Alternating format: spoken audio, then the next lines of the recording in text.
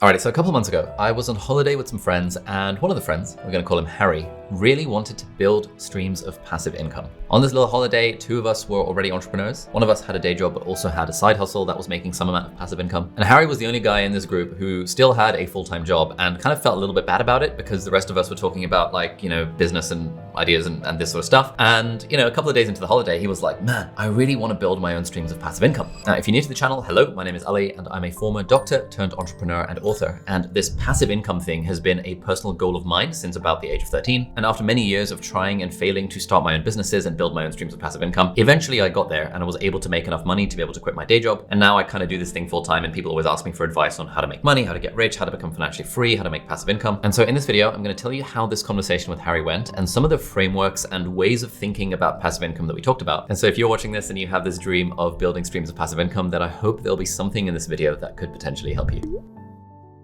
Now, usually when people say they want passive income, generally people don't mean, I just want to make money without doing anything at all, right? Like, we all kind of know at this point that that's a bit of a pipe dream. Really, when people say passive income, what they want is income that is decorrelated from their own time. For example, at the end of 2023, I published a book, Feel Good Productivity. This book now sells on its own. It's got a few thousand 5-star reviews on Amazon and Goodreads, that sort of thing. I've done the work once over the course of about 4 years to put this book together, and now it sells on its own. And that is generating me some amount of passive income. And I've now paid off some of the advances, so I get some royalty checks every quarter. Most people would think of that as passive income. I had to put in a decent chunk of work to write the book in the first place, but now the book is able to sell on its own.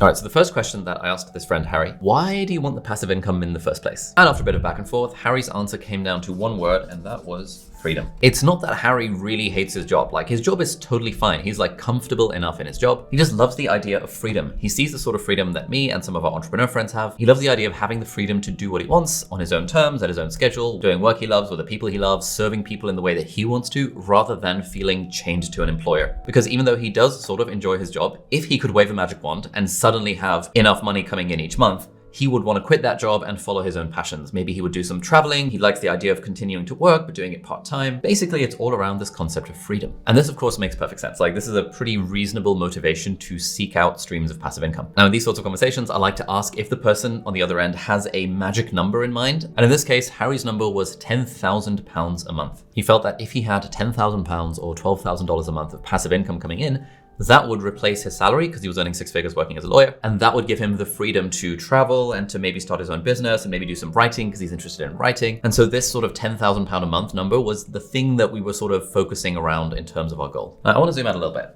There are two fundamental resources, and those fundamental resources are time and money. And you put those fundamental resources into a box, and then money comes out on the other end. And this box in the capitalist society we live in is often called a business. Now, this box could be someone else's business, or it could be your own business. Now, I know the word business puts a lot of people off, so instead we're gonna do a fun little mental model, and we're gonna think of it as a ship. In order to make money, you could be a crew on someone else's ship, or if you want, you can build and own and captain your own ship. Now, most of us start off our working lives in a position where we are a crew member on someone else's ship, and this is often known as a career or a job. In Harry's case, he is a lawyer working in-house at a company, and so he's a crew member on someone else's ship. The person who owns the company owns the ship, and Harry is simply working for that person. Again, there's absolutely nothing wrong with this, and one thing I want to get across in this video is that starting your own business is not the only way of making passive income. It's one of the better ways of making passive income, I would argue, but it's not the only way. So Harry is a crew member on someone else's ship as a lawyer, and he's contributing his own time. He's not really contributing his own money to that ship, but he is contributing his time. And time is one of the two fundamental resources, as we talked about earlier. Unfortunately, this is not particularly passive because when you are contributing time as the fundamental resource to someone else's ship, that is very active. You're essentially trading time for money. Again, that is totally fine. We all start there, but this is obviously not the passive income dream. So how might you generate passive income from this situation?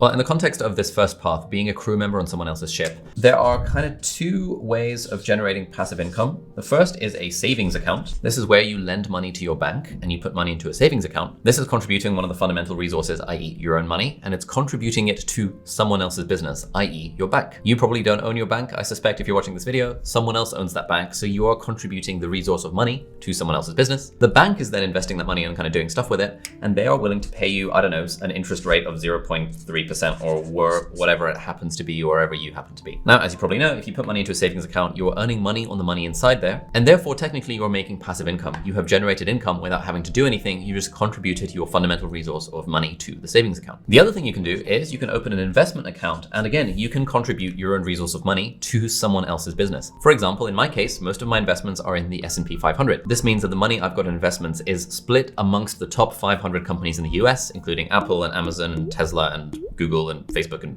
stuff like that. Over the last 30 years, if you put money into an investment account and invest it all in something like the S&P 500, it grows at about 7% a year, 7, 8, 9, 10, depending on who you ask and depending on whether you take inflation into account, blah, blah, blah. But let's say you put some money in, and let's say for the sake of argument, that money grows at 7%. So let's say my friend Harry or me were to put $100 into the S&P 500. Assuming everything works out on averages and stuff, obviously it fluctuates a little bit, but broadly goes up over the long term. Next year, we would expect to see around about $107 in that account, i.e. we have made $7 of free money. That is passive income. Now, the magic number that a lot of finance gurus use is 4%. That's considered the safe withdrawal rate, like it's 7% with inflation taken into account. And you can generally safely withdraw 4% of the money in your investment account each year without affecting the principal. I think that's kind of the idea behind it. So let's say you had, I don't know, £1 million in the S&P 500. Each year, you could take out 4% of it, and that would end up being about £40,000 a year. So if you had £1 million in, you're now generating £40,000 a year of passive income. That's pretty good. But in the case of Harry, his passive income goal is £10,000 a month, which is £120,000 a year. And in order to be generating 120 grand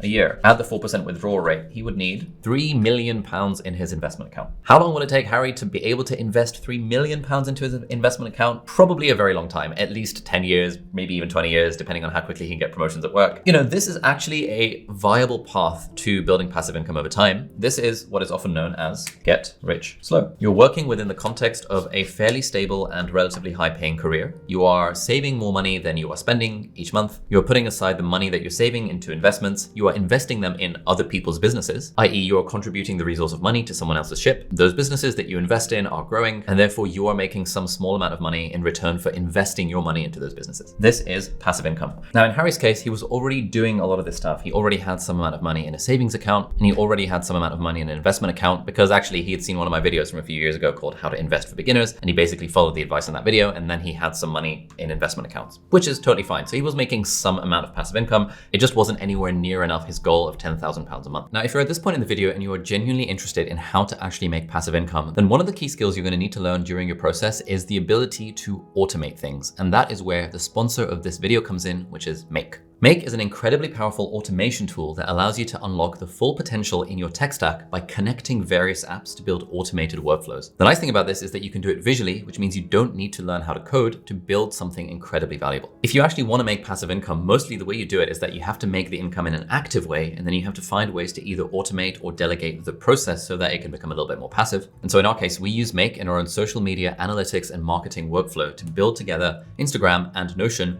through Apify's Instagram scraper. Every single day, Make runs a scheduled scenario that pulls performance metrics for all of our reels posted in the past week, like view counts and engagements and reach, none of which are easily accessible through Instagram's standard API. So before Make, we had to get someone on my team to manually type in all these numbers and manually get all this. And it just took up a lot of time. And once Make gathers all this data, it seamlessly updates our Notion database. And so within moments, we can see which of our Instagram reels are performing well and which ones aren't connecting as well as we'd like. And this gives us immediate insights without needing the manual input that we previously had to do. And so we can then make informed decisions about what content to double down on and what to revisit. And because of Make, it means that me and my team have our time freed up to instead focus on the truly high value things that we can use to scale our business. So rather than getting stuck in the weeds of data entry, we can spend that energy on creating more impactful content and exploring various new opportunities and partnerships and stuff. So it's kind of like having your own dedicated operations partner working behind the scenes to ensure everything runs smoothly as your company grows. So if you're looking to scale your impact and simplify your workflows and spend more time doing the important stuff like creating and strategizing and innovating, Make is absolutely worth a try. Check out the link in the video description and you can start using Make for free, and you can see just how far you can take your business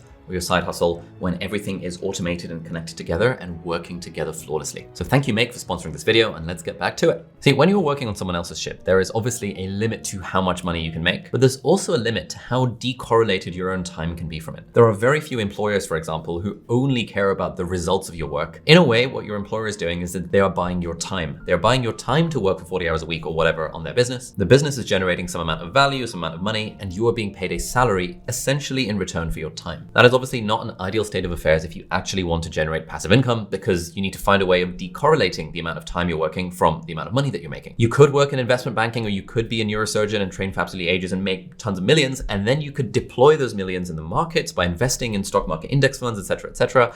But that also takes absolutely freaking ages to get to a point where your passive income is an interesting amount of money that actually buys you freedom.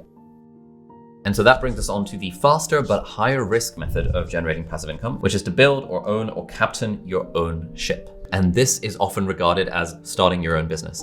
Now, this is not just about starting your own business. If you invest in real estate, for example, I would say that is building, owning, and captaining your own ship, because you own that particular house and the tenants in that particular house are giving you money. Unfortunately, in order to make good money from real estate, you need to have either very expensive properties or have a lot of them. And unfortunately, that takes money, which is our second fundamental resource. But it comes back to how whether you're investing in someone else's ship, i.e. through a career or investments or savings account or whatever, or whether you're investing in your own ship, i.e. through building a business or freelancing or solopreneurship or real estate or whatever, fundamentally, you still have to input the resources of time and money in order to build these things. But this transition from being a crew member on someone else's ship to starting to build your own ship, this is where loads and loads of dragons are.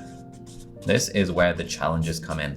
Some of these barriers, some of these challenges are external and some of these are internal. In fact, I'd say about 80% of them are probably internal. This is where you start thinking things like, but I don't have the right business idea, or I don't have the right knowledge, or I don't have the right skills, or I don't have the right network, or I don't have enough money to start my own business, or I don't yet have an MBA, therefore I can't start my own business. Now, I did a poll on my Instagram the other day. I was trying to get a sense of where people are on this journey.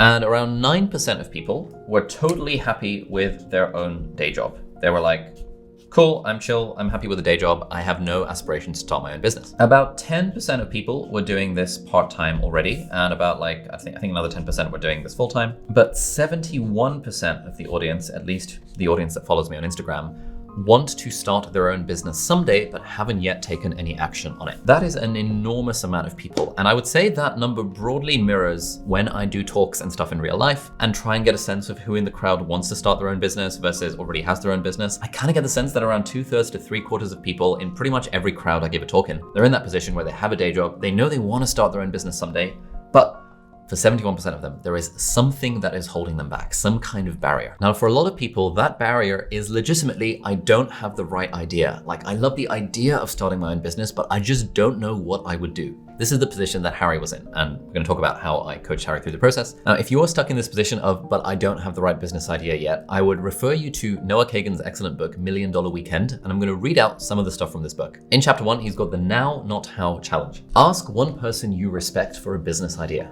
This is a quick way to get a business idea. You are going to do it for yourself and realize the power of starting now. You'll realize by acting in the moment, you feel great about yourself and build momentum toward your dream life. I'm even going to provide a script to cut off your inner skeptic. This won't even take you 2 minutes, but it will create your first spark and your second and third. So type this up in an email. No, better yet, because it's faster, use text and send it to one of your friends now. Hey, first name, I'm trying to come up with some business ideas right now. You know me well, so I was wondering what kind of business you think I'd be good at. Signed off, your name. This is the Now, Not How challenge. So if you are at this point in the video and you don't yet have your own business, but you're in that 71% of the crowd who wants to start their own business to build passive income, I would really encourage you to pause the video right now and genuinely just message one of your friends, anyone you respect or admire, literally anyone in your life who knows you reasonably well, and just message them that. I know you're going to be tempted to either click off this video or to just ignore the fact that I'm asking you to do this because it takes friction, right? Thinking about this, thinking about messaging someone you know and asking them for a business idea is probably going to bring up some kind of internal feelings of like some kind of barrier. So I'm like, oh, no, I'm not ready yet. I couldn't possibly do it. No, I can't. No. Oh, I don't want to disturb them. They're busy. Like, who would know anyway? And the inner skeptic and the inner saboteur voice, all of that stuff is going to get in the way of you doing this one thing. But if you're at this point in the video, you probably don't have that much passive income, right? You would probably like more passive income. And what I'm telling you and what Noah Kagan is telling you, who's a good friend of mine and also a serial entrepreneur and also knows his shit about this stuff, is that, hey, it's just one small step, right? Like you just take the one small step and you put one foot in front of the other and eventually you build a business and you have passive income and you can do whatever you want. But most people are held back at that very, very, very first step. And this is a very small step, the Now Not How challenge, that actually encourages you to take action. So if you are actually doing this, I would challenge you to do that. And secondly, once you've done that, if you can leave a comment down below and say, how did it feel? How did it feel to send that message? And then you feel free to edit the comment or reply to the comment with like what they said. It's just one small step. I guarantee if you actually take action on this, then this will not become one of those YouTube videos that you just watch because you want the motivation and the inspiration of like, oh, I like the idea of making money, but I'm not actually going to make money.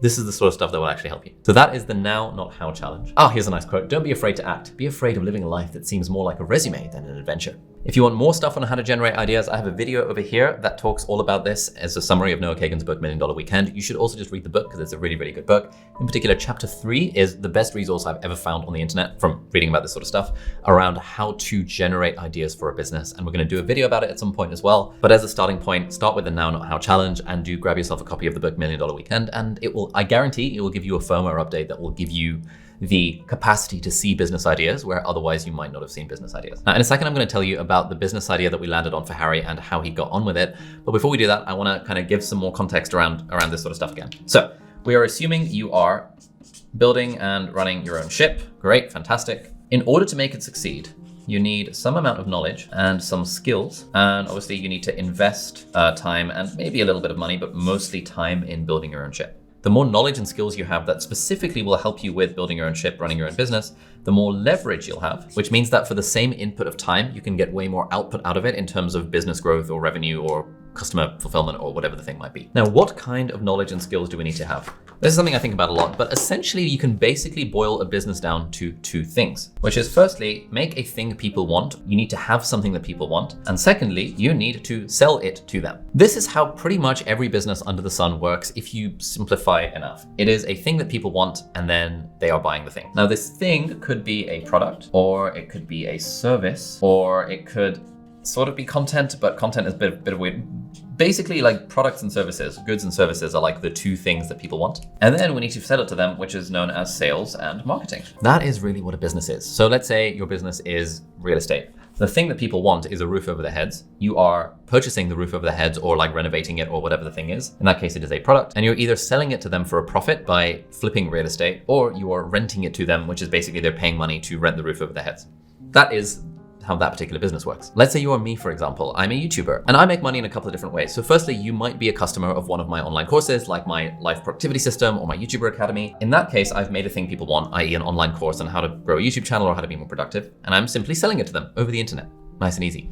You might be a student in my accelerator program. It's a thing that people want, i.e. one-on-one support from my team, like a 6-month service that helps you grow your business. And I'm selling it to them. We have an application process. People will hop on a call with someone on my team. If we find that they're a right fit, they give us their credit card details, we charge the credit card, and then we service them for the next 6 months in a non-weird way. Earlier on in this video, you might have seen or skipped the sponsored message. Now, in that case, the sponsor is paying me because I have a thing that the sponsor wants, which is an audience who very kindly watches my videos, right? And so by me putting a sponsored integration, I have made a thing that people want, people meaning the sponsor of this video, and I'm selling it to them, i.e. someone on my team is negotiating the value of that brand deal and selling it to the brand. I also happen to make money from the 5-second ads that appeared before this video, unless you have YouTube Premium. In that case, the thing that people want is the attention and the eyeballs and the clicks that this channel gets. And a brand is willing to pay YouTube, which is the middleman, a decent chunk of money to advertise their products or services in front of you. And I get, 55% of it or whatever, because YouTube takes a cut of about half of it. Fundamentally, almost any business that you think about can basically be boiled down to there is a thing that someone wants and they are willing to pay for it. And so coming back to the knowledge and skills that you need to run a successful business, you need the knowledge and skills to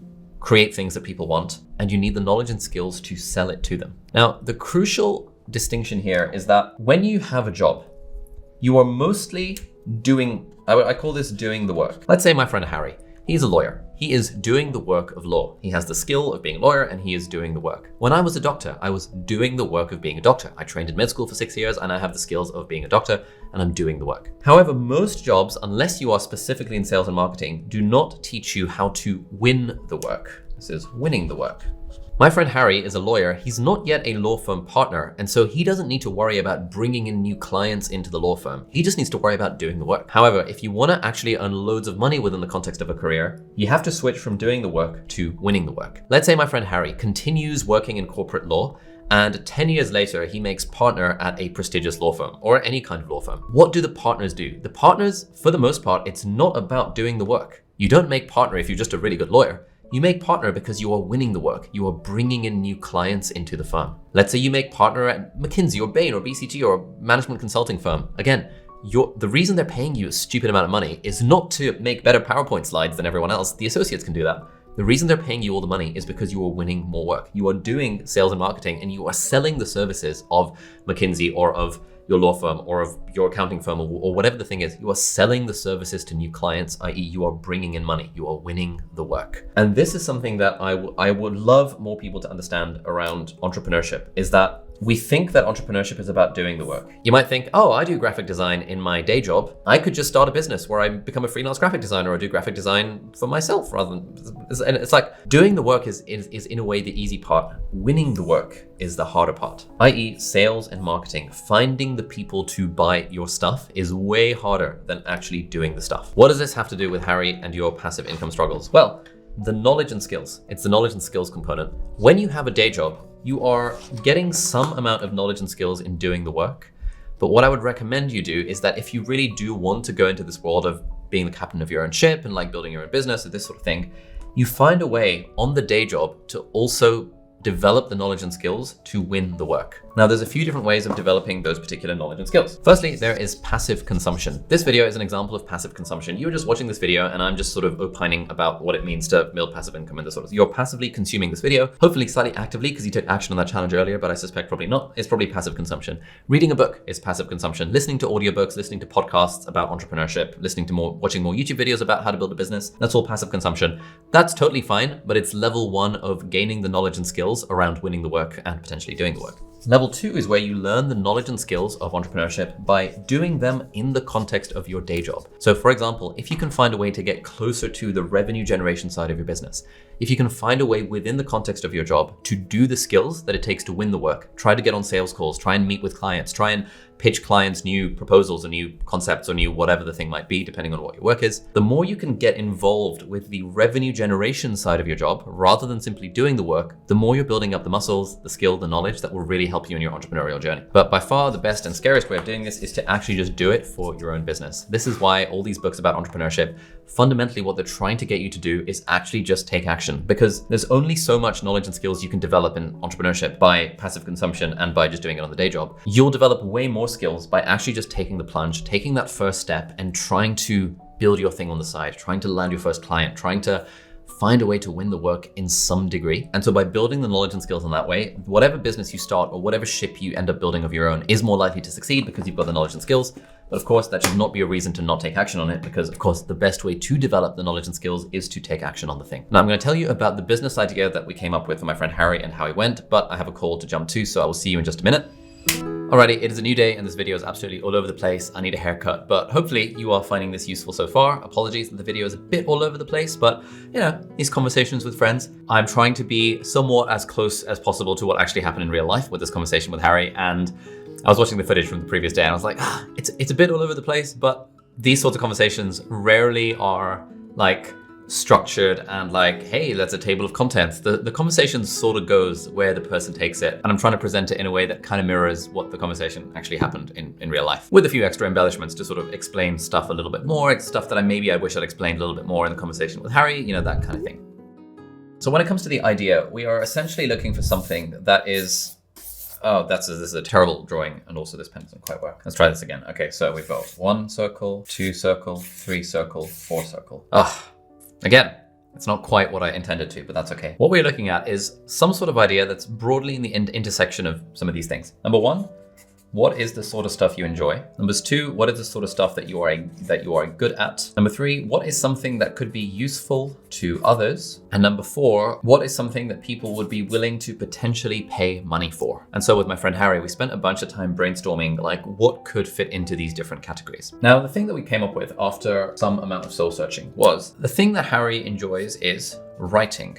He just really likes writing and stuff. Cool, that's fine. One thing that we realized he was quite good at is emotional intelligence. Another way to think about this is, what are you surprised that other people around you seem to be weirdly bad at? And Harry mentioned that one thing that always amazes him is that, you know, people in law seem not to be very good at reading the emotions of their clients and reading the emotions of the people that they're talking to, whereas Harry himself always thought he was quite good at that. And we were like, oh, you know, that sounds like emotional intelligence. Next up, we come to useful to others. Now, for the others bit, usually it's better to be your own community. So for example, Harry is a lawyer. It's a lot easier for Harry to come up with a business that serves other lawyers or people that are similar to lawyers, i.e. as similar as possible, rather than Harry trying to come up with a business idea to serve plumbers. Unless his dad is a plumber or mom is a plumber or he knows something about the plumbing business, you generally want to create an idea for a community that you are already part of. Various people on the internet will talk about starting a social media marketing agency. Sure, you can start a social media marketing agency, but for Harry to start a social media marketing agency, it would be a lot easier to do social media marketing for lawyers than it would be social media marketing for influencers, because Harry knows nothing about influencers. For me, the first successful business I started was helping people get into med school because I was in med school. And so it was a community of people that I was already part of that I was serving. This is another thing that I think a lot of people get wrong when they're trying to come up with business ideas, is that you think what would be sexy, what would be cool, and you don't think about your own circles. It's so much easier solving problems that you or people that you know or people around you actually have, rather than theoretical problems that you think a large market might have, but you actually know nothing about them. So in this case, the question was, is emotional intelligence a useful skill for lawyers to develop or lawyers to have? To which the answer is yes, absolutely, because emotional intelligence, if you're a barrister or you're in a courtroom, helps you understand the jury, helps you understand the defendant and the prosecution and the judge. Emotional intelligence as a lawyer also helps you deal with clients, the people who are actually paying you the money. So it's a skill that would be useful for more lawyers to have. Going one level broader, again, I'm just gonna zoom in on this point. You are part of multiple different communities, some of which are overlapping in various different ways. So for example, in the case of Harry, he's part of the community of corporate lawyers. Corporate lawyers are a subset of, let's say, white-collar professionals, shall we call it? White-collar professionals. White-collar professionals are a subset of people with jobs. Let's call them the employed. My friend Harry is also part of a community called men. Because he's a dude. Within men, there is also a subset of, for example, straight men. In Harry's case, he's also part of that particular community. Harry is also part of a community of people who graduated from universities in the UK. He's also part of a community of people who live in and around London. So you can see we're not just thinking very narrowly in terms of what community you're part of, as in what do you do for work? We're also thinking in terms of demographics. What communities are you part of demographically? What communities are you part of psychographically? If Harry had been a coffee nerd all his life, he would be part of various coffee communities. This may not be in real life. He may have never gone to a coffee meetup in real life, but maybe he's very familiar with the coffee subreddit, or he watches every James Hoffman video that's ever come out, or he's an avid follower of certain YouTube channels that are all about the art of coffee making. This is how you can think about what are these different communities that you're part of. So when it comes back to this idea of emotional intelligence, we realize that, okay, lawyers need emotional intelligence, but also one community that Harry is part of that definitely needs more emotional intelligence is the general group of men. Men are famously bad at emotional intelligence, at least compared to women. If you look at the complaints that women often have about their partners or their spouses or whatever, it is often this idea of emotional intelligence, emotional availability. I wish he were more honest with how he's feeling. It's all of that sort of stuff. My friend Harry realized that in past relationships, he never had that problem. And again, was surprised by how his other guy friends seemed to be terrible at emotional intelligence and how this guy Harry was actually seemed to be doing a pretty good job of it innately through his own upbringing or whatever. So we kind of realized that actually, the skill of emotional intelligence is very useful for lawyers. It's also very useful for men as a whole. So, it's kind of interesting. Maybe there's a market there. And then we were like, all right, cool. Where is the monetization potential? So I asked Harry, hey, can you imagine your law firm hiring someone to do a workshop about emotional intelligence? And Harry was like, oh, hell yeah, we do. They hire people to pay them stupid amounts of money to do workshops about all sorts of things all the time. Emotional intelligence would fall squarely into the category of things that a corporate law firm would be willing to pay for. So we're like, great, fantastic. We already see a route to monetization. In theory, if my friend Harry could become good at teaching about emotional intelligence, we know that he could build a business potentially monetizing that skill through workshops that he sells to corporate law firms and also probably management consulting firms and also probably other white-collar professional firms. Going broader than that, we imagined, okay, can we imagine a world where certain men around the world pay for a course on how to be more emotionally intelligent? And I was like, hell yeah, I would pay for a course on how to be more emotionally intelligent. I've already bought books about how to be more emotionally intelligent because I recognize it's a valuable skill to develop. And so in theory, if someone were to create content around it or build a course around it, I'd sign up. Chances are there are other people like me who would sign up for that sort of thing. So again, we can imagine that there is a market for the thing. Of course, further down the line, we need to validate that the market actually exists. But as a starting point, intuition is a pretty reasonable place to start. And so overall, by having kind of this conversation, this bit of the conversation, I think lasted about half an hour, going back and forth about what are the things Harry enjoys, is good at, can be useful to others, and there is potential monetization opportunities. We kind of realized that this idea of Harry teaching emotional intelligence to professional men broadly could be an interesting idea to explore. Now, when it comes to the idea stage, you don't need to have the perfect idea. You're never going to have the perfect idea. You just need something that is good enough for you to get started with. And I think this particular idea definitely ticked all four of these boxes, that it's worth getting started with it. Cool. So then what is the next step? At this point, Harry had to make a choice. He's got 3 different options available to him, just to cut a very long story short. Option number 1 is Harry could build an audience around this topic of emotional intelligence. Option number 2 is Harry could build a product around the idea of emotional intelligence. And option number 3, Harry could build a service around the idea of emotional intelligence. Now, there's a little bit of an overlapping area between product and service because, for example, if Harry were to run workshops for corporations around emotional intelligence, in a way that's a product, but it's a bit of a service in that he's like showing up and then providing the service. I would say that's more in the service camp. Like the way I think of products are that it's, you create it once and kind of like an app or a book or something, and then it doesn't take that much effort to then fulfill on the thing once someone has bought it. Whereas for a service, you need to sell the thing and then you need to deliver on the thing, and then that's kind of what makes it a service. And so we were kind of talking to Harry about this to be, which of these routes do you want to go down? Now, generally, I do not recommend starting off with a product. Product is a sort of advanced thing for various reasons that I've gone into in other videos. But to cut a long story short, you spend ages building the thing before realizing that there's even a demand for the thing. Generally, services, you can charge higher prices than products. And so generally for products, you need more customers. Getting customers is a really hard thing. As we talked about, winning the work is harder than actually doing the work. And so generally, I recommend people start with either building an audience or building a service and then ending up in product land rather than starting out in product land.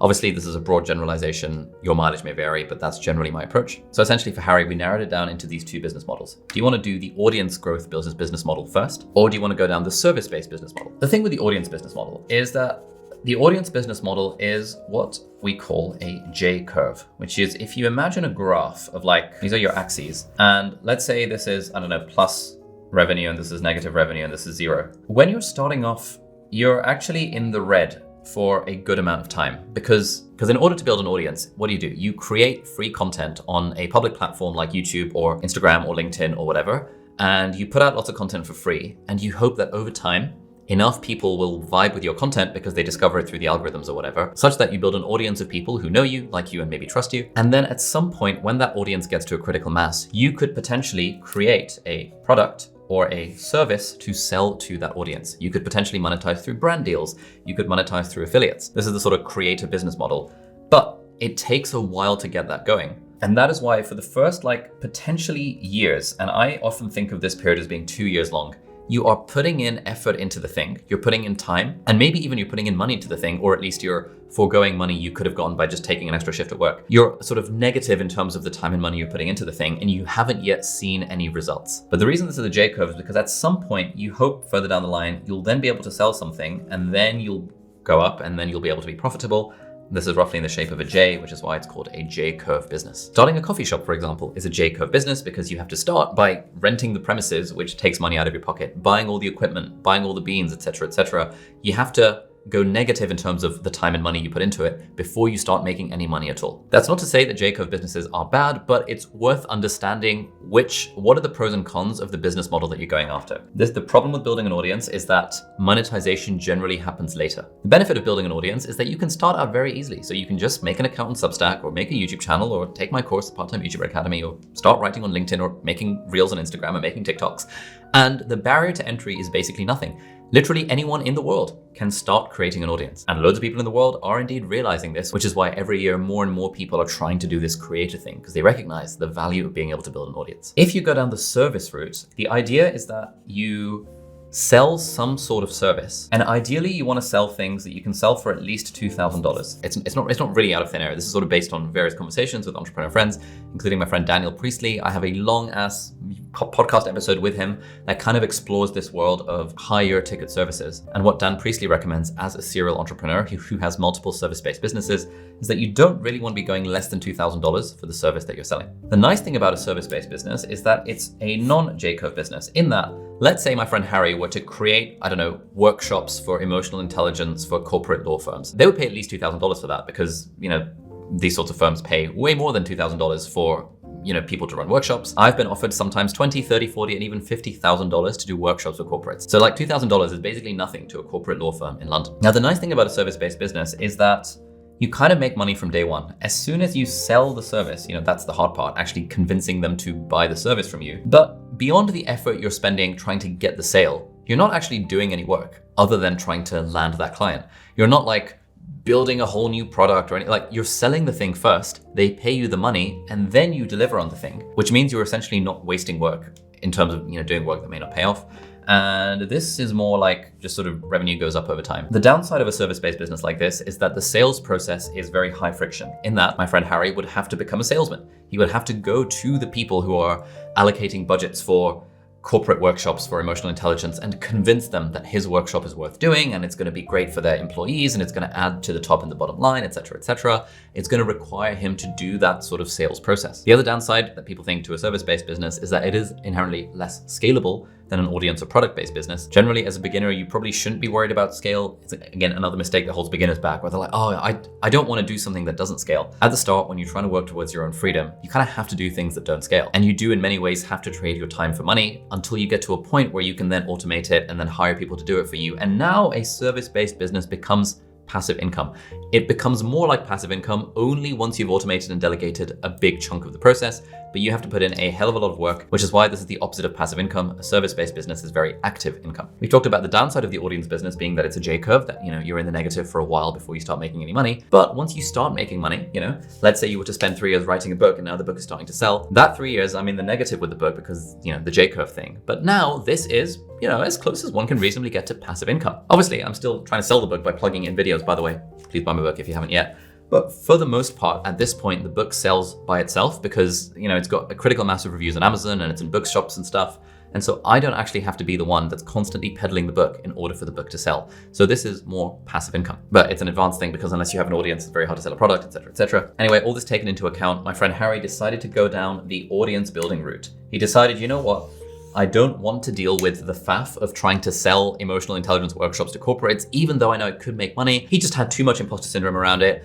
It's too many emotions getting in the way. It's easier to get started with the audience thing because all you have to do to take the first step is start writing on LinkedIn or Twitter or Substack. Harry was interested in writing. He didn't really want to be a YouTuber because he could have started a YouTube channel about this thing as well, but he wanted to go down the writing route. And so we thought, okay, cool. We can imagine a world where if Harry were to write on LinkedIn every, a few times a week for 2 years, and also have a Substack newsletter that was all about emotional intelligence for professionals, in particular aimed at men. We could imagine a world where 2 years from now, with enough consistency, that could actually develop a critical mass of audience such that Harry would be able to sell a course or potentially even move into this service-based consulting workshops for corporates or whatever the thing was. And we thought, okay, cool. This could be Harry's route to passive income, especially if he builds the audience first, gets over the J-curve, and then sells some kind of, $300 self-paced course. Or maybe he writes a book about emotional intelligence for professionals and sells it, and it becomes like a source of passive income. Coming back to the idea of this, Harry wanted passive income. He did not want to deal with the sales process of a service-based business, even though, probably that's the route I would have gone because it's so nice to be able to get the money in, but whatever. He wanted to go down that route. So what happened next? Well, this is where the story takes a turn for the worse. Because Harry took the first step. Harry started writing on LinkedIn, I believe it was. And I think he made like 1 or 2 posts. And he made an accountability pact with the rest of us in the group. And he was like, all right, I'm going to publish every week. And a week went by and nothing happened. And so we were like, hey, Harry, what's up with that? And he was like, oh, life got in the way. I'm going to publish next week. And he actually did. He published it that following week. And we were like, great, well, congratulations, you published the thing, well done, blah, blah. And then another week went by and nothing came out. And another week and nothing came out. And another week and nothing came out. And like 2 months later, I checked in on that WhatsApp group being like, hey, Harry, how's the writing going? And there was no response. And then I saw Harry a few months later and I was like, Harry, hey, how's the writing thing going? And he was like, oh man, I did my first post, but I just never had the time. I just never had the time to do anymore. And I was like, oh, Harry. Harry, I get it. When you are doing a J-curve business and you are in the red for such a long time, where that is potentially years, most people don't even take the first step. Most people are so held back by this thought of I don't have the perfect idea, that they don't even take the first step. Harry took the first step, and the first step is the hardest step, but then the next hardest step is the next one, and the next one, and the next one. And keeping this up for potentially years without seeing a payoff. The problem is that it's so hard to stay disciplined, to stay motivated, to actually do this consistently while it is not making money. And that is why when it comes to this thing, this is why passive income is hard. Passive income is hard because in order to make passive income, You have to create assets that create value while you are not there. Content is a thing that creates value while you're not there. Money is a thing that creates value while you're not there, but like you probably don't have much money to start, so capital. And code creates value while you're not there. 3 C's: content, capital, and code. So if you learn to code and you build some sort of software and stuff like we're doing with my app VoicePal or whatever, then again, that creates value while you're not there. The problem is, for all of these things, for content, capital, and code, you're gonna be in a period of not making any money and the thing seeming like it's not actually working for a long time. This is where the idea of a flywheel comes in. A flywheel is sort of like this engineering term for like this wheel thing. It takes ages to start moving. You've got to put in a lot of energy to get it going. But once you've put in that energy and you've gotten it going, now it's, spins more or less on its own. And so unfortunately, at the end of the story, Harry does not have any passive income because Harry took the first step, well done Harry, but then failed to execute on it consistently. Now, generally when someone fails to execute consistently on a thing like this, they will often say that they don't have the time. But in reality, they didn't make the time. I know Harry's life. I know Harry does not have kids or responsibilities particularly, does not have to take care of like elderly parents, is not like a full-time carer, does not have major health problems that require him to be in hospital for 3 days a week, etc., etc. In Harry's case, he has the time. He's just choosing not to use the time in order to be consistent with this thing because he is not sufficiently disciplined or motivated, or call it whatever you want, to actually go down this route. And that absolutely could change. Like for a lot of people, like it's a stop and start process. I procrastinated for 7 years before starting this YouTube channel. I started this YouTube channel 7 years ago and it's completely changed my life. But for the first 7 years, every summer in the school holidays, I was like, oh man, this is the year I'm going to finally start posting on YouTube. This is the year, this is the year, this is the year. Then in like 2016, I made like a couple of music videos. I was like, oh yes, I'm now a YouTuber. And then I got like 3 views and like 5 dislikes. And I sort of got demotivated. I was like, oh no, I don't want to do this. And then I didn't post for like a whole extra year or whatever it was. And so I get it. I've been there. Like no one who ever builds anything that relates to passive income or anything meaningful in any way gets there without battling this problem of like, it's really hard to stay consistent, especially when things are not working. Once things start to work, with my YouTube channel, once I started to get momentum, when I started to get 1 new subscriber every day or 3 new subscribers every day or 1 comment every week, I started to get those signals of interest from the audience, and that helped fuel the fire of motivation that was within me to keep going with the YouTube channel. On the days I didn't feel like doing it, I found ways to make it more fun. That's the whole principle of feel-good productivity. How do you find a way to make the process inherently enjoyable, even when it's not working or even when it feels really hard or boring? But this is the challenge of entrepreneurship. This is like, trying to build passive income is not a thing that happens easily. My friend Harry, he wants to earn £120,000 a year in passive income without doing anything. Man, do you know how many people there are in the UK who earn £120,000 a year without doing anything? Basically none. It's like, it's a really, really, really hard place to get to. And extraordinary results require extraordinary inputs and extraordinary efforts and an extraordinary amount of consistency. So if there's one final piece of advice for anyone who is seeking passive income, it's the recognition that you are on this journey, potentially for years, even while it's not working. You've got to find a way to stay consistent. And in my opinion, the easiest way to stay consistent is to find a way to enjoy the process of doing the thing so that you are not wedded to the outcome. If you've gotten to the end of this video, you might like this video over here, which is a similar conversation that I had with another friend a year ago that was around financial freedom. It touches on some of the concepts we talked about in this video, but also touches on a few different ones. You might like to check that over there. Thank you so much for watching, and I'll see you hopefully in the next one. Bye-bye.